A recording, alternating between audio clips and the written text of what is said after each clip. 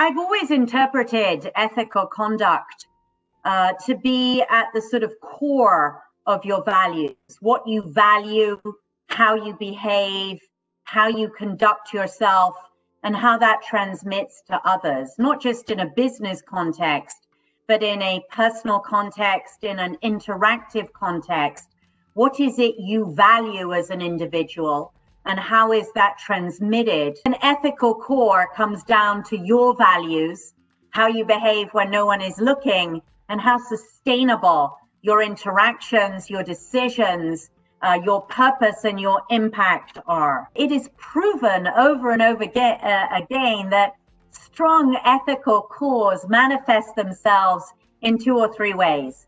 The first is that, and this is really done in few companies that I can think of, some of the largest in the world actually in tech and logistics. Some of the Indian giants do this well, which is it's okay to fail, just fail fast. The second is undoubtedly that cognitive and demographic diversity are critical. Thirdly, in terms of what is best practice, is that particularly if you're looking at nation states, India, IBM, Tata, the age and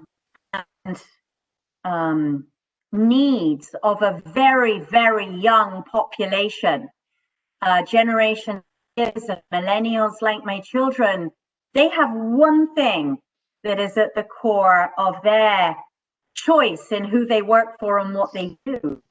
And every time I've surveyed, every time I've done this, it just intensifies. And that is the ability to learn and to relearn, not win, but learn.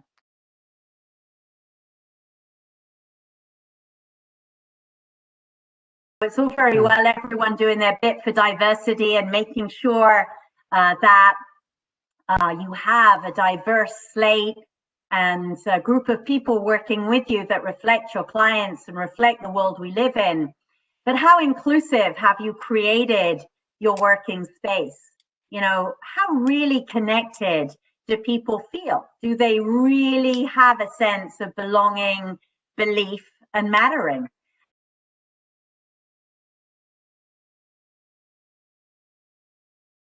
There are certainly those companies that demonstrate great tech and those that clearly don't.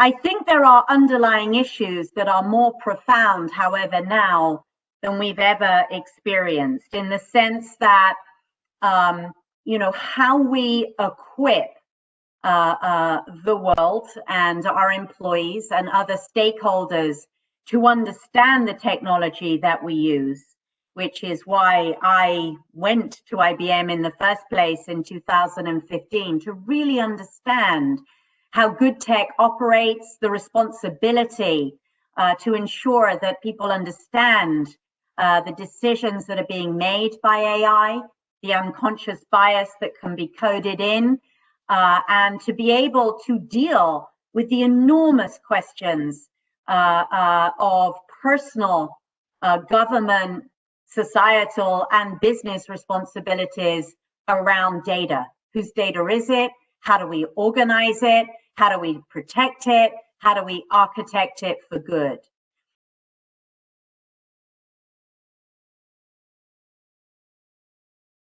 We've got 4 vortex of crisis, you know, as I've described: technology change, maybe not crisis, but some would consider we have a period of time to make sure it's not the haves and the have-nots in technology. The pandemic, you all know. Inclusion, so important that we don't play lip service to it. But I really see that the driver of all of this is our youth. I believe, and so much of my energy comes from the fact that they won't let us, I don't think, just pay lip service.